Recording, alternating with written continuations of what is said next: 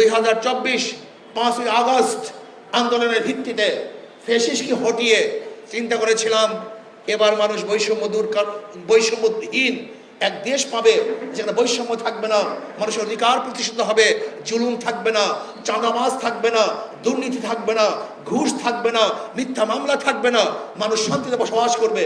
কিন্তু আমরা কি দেখলাম?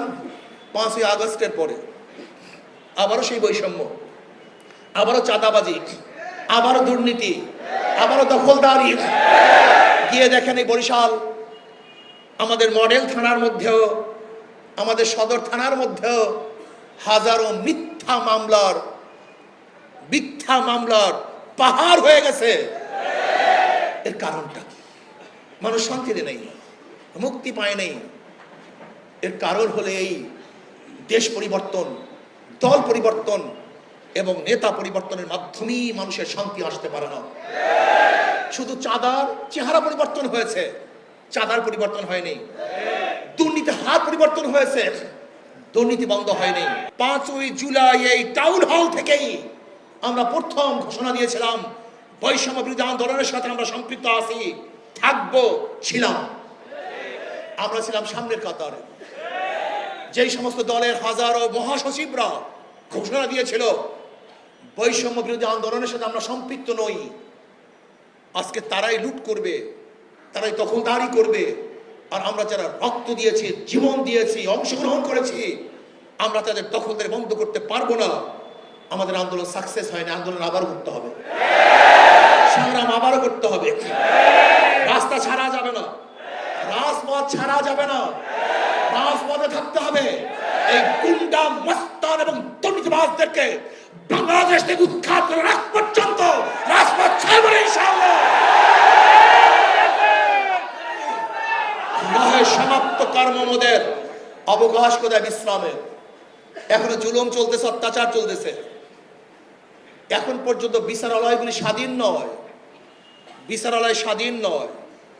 যারা ক্ষমতা আছে তাদের দিকে তাকিয়ে তারপর রায় লিখতে হয়। এই বিচারালয় আমরা চাই না, আমরা বিচারকদের স্বাধীনতা চাই। যদি কোন আওয়ামী লীগের লোককেও বিচারালয় মুক্তি দেয়, আইনের ফাঁকিটা বের হয়ে যায়, সমস্যা কোথায়? আর আমিও যদি আইনের মাধ্যমে আটকা পড়ি, সমস্যা কোথায়? আমি বলবো বিচারকদেরকে স্বাধীন দিতে হবে, তারা তাদের ইচ্ছা অনুযায়ী বিচার করবে, প্রেশার ক্রিয়েট করা যাবে না। যদি বিচারের উপর আপনি প্রেশার ক্রিয়েট করেন তাহলে মনে করতে হবে যে এই কূপ আপনি খনন করেছেন, এই কূপই আপনি পড়বেন। যেরকম আওয়ামী লীগ গোটা বিচারালয়ের স্বাধীনতাকে হরণ করেছিল, তার হরণ যদি না করত, বিচারকদের স্বাধীনতা দিত, আজকেও তাদেরকে ধুকে ধুকে জেলখানায় মরতে হইতো না।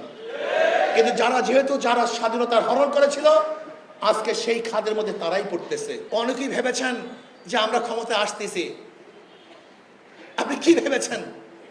2024-এর 5ই আগস্টের আগের অবস্থা আর 2024 5ই আগস্টের পরের অবস্থা এক না।